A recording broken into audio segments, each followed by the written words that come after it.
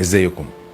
انا اتجوزت وما اعرفش اي حاجه عن الجواز، زي اي حد مثلا. بس يمكن اليومين دول الدنيا مفتوحه شويه، ممكن تخش على النت، ممكن تشوف حاجه. بس كان الفتره اللي انا اتجوزت فيها ما كانتش بنفس الزخم الموجود ده، وكمان ما كانش الفيديوهات بتاعتنا دي موجوده، فكان الواحد على الابيض.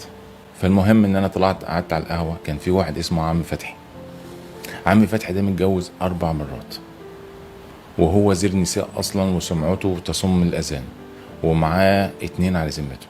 فاحنا كنا بنعتبره هو الاب الروحي للعلاقات الزوجيه. فانا رحت ميلت عليه وقلت له يا عم فتحي، انا عريس جديد وعايزك تعلمني حاجه. قال لي من عينيا، انا هقول لك على وضع لو عملته مراتك هتعبدك. هو قال لي كده بقى يا معلم، وانا الايه العصافير طارت من دماغي، مراتي هتعبدني؟ ده ايه الوضع الجهنمي ده؟ قال لي انا مش اقول لك الا لما تعمل لي خدمه.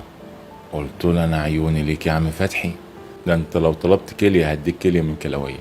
قال لي لا انا عايزك تعلمني شطرنج. قلت له ما تاخد يا عم الكليه اسهل. قال لي لا تعلمني شطرنج. قلت له ماشي.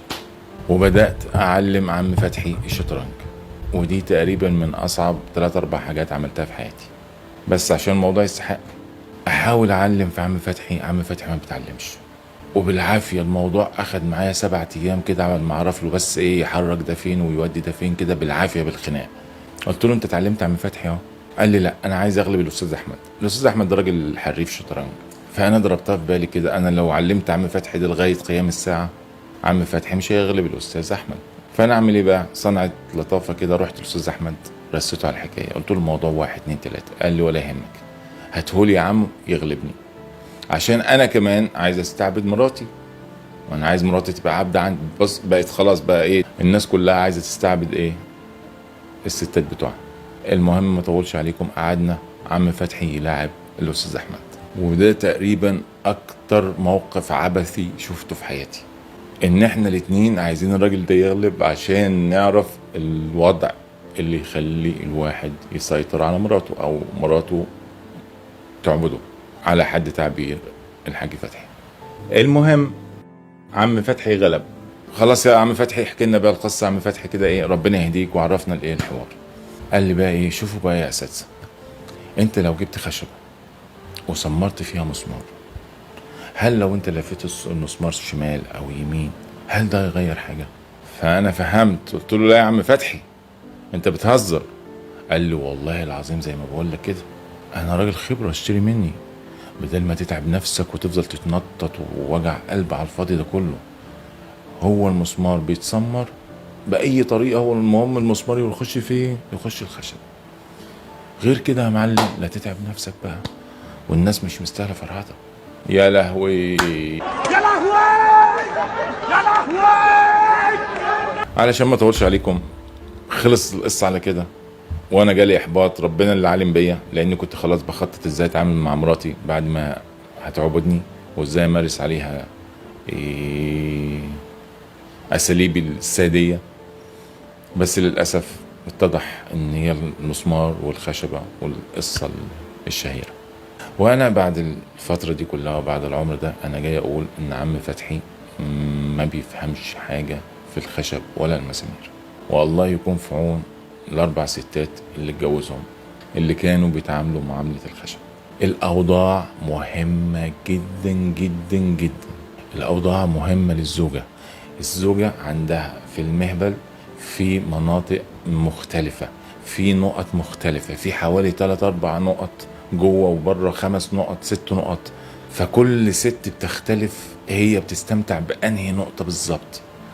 فانت لما بتغير الاوضاع بتخبط في اماكن مختلفة، فبتلاقي ست بتحب الوضع ده، ست بتحب الوضع ده، ست بتحب الوضع التالت. فكل ست ولها وضع كده ايه، بي بيلمس. وغير كده هي بتستمتع بالاوضاع كلها، بس هي بيبقى لها وضع كده في الاخر او في الاول تقول لك ايه، خش على الوضع ده. لو انت بتتكلم مع مراتك ومراتك بتتكلم معاك، مش جو الصم بوكمون اللي انتوا عايشين فيه ده. لا انا بتكلم في الوضع العادي، ان انت لما بتتكلم مع مراتك ومراتك بتتكلم معاك وبتناقشوا المسائل كده، هتعرف ان مراتك بتحب الوضع الفلاني. ومش كل ست بتحب نفس الوضع. يعني لو واحد صاحبك على القهوه قال لك الوضع الفلاني ده مراتك هتبقى عبده عندك وكلام من ده، الوضع ممكن ما ينفعش مع مراتك خالص. فما تصدقش. وفي 100 طريقة تانية مراتك تبقى عبدة عندك، ما اظنش منها وضع محدد. هبقى اقول لك ازاي تخلي مراتك عبدة عندك، بس في الاول تعلمني اللغة اليابانية. حاجة كمان، في اوضاع بتخلي الست اكتر تحكما، هي بتتحكم اكتر، زي مثلا ان الست تكون فوق او كده، بيبقى عندها قدرة ان هي تتحكم وتحط جسمها في المكان اللي هي عايزاه تحديدا، وبتحرك جسمها بطريقة انها تصطاد بيها النقط اللي هي عايزاها. حاجة كمان، ساعات الست بتحب تتمسك من اماكن معينة، فبتحب الوضع الفلاني عشان عارفة ان ايديك بتمسك الحاجة الفلانية اللي هي بتحب تتمسك وهي بتعمل الوضع ده. وتغيير الأوضاع برضو حلو عشان تمسك أماكن معينة من أماكن مختلفة. حاجة كمان، وضع مثل يعمل تواصل بصري، فتبقى عينك في عين مراتك كده، والدنيا كده ايه، والحفلة شغالة كده، وفي ضرب نار شغال كده، والعينين بتبصوا لبعض. أنا آسف يا جماعة، احنا بنحاول بس مضطرين. فالأوضاع مهمة جدا للست. في أوضاع أنت بتخبط بره زيادة، بتخبط قدام زيادة، بتخبط ورا زيادة، في حاجات كتيرة، كل وضع وله حسناته. وكمان بالنسبة للراجل، في أوضاع الست بتحس إن السرنجة أكبر من حجمها الطبيعي، فدي ساعات بتساعد. في أوضاع بتخلي الراجل متحكم أكتر، فدي بتفرق. في أوضاع بتخلي الراجل قوي أكتر، ومش هو اللي قوي، السرنجة اللي هو بيكون فيه عصب فيه. في أوضاع بتخلي الراجل ما يقذفش بسرعة.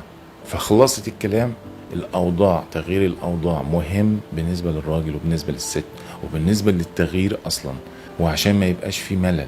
فغيروا الأوضاع واستخدموا كل حاجة. لو عندك كنبة استخدمها، لو عندك كومودين استخدمه، لو في الحمام عندك بانيو استخدمه، لو في المطبخ عندك ترابيزة استخدمها، لو عندك كرسي استخدمه، لو في البلكونة في الدور مثلا متغطي وكلام من ده يبقى بختكم، لو على السطوح لو في خصوصية يبقى الموضوع لطيف جدا. استخدموا كل حاجة حواليكم، امسكوا في كل حاجة وتعلقوا في كل حاجة، اعملوا لغاية ما استمتعوا بالأوضاع وما تبقوش زي عم فتحي. والموضوع مش خشبة ومسمار. أتمنى لكم حياة سعيدة.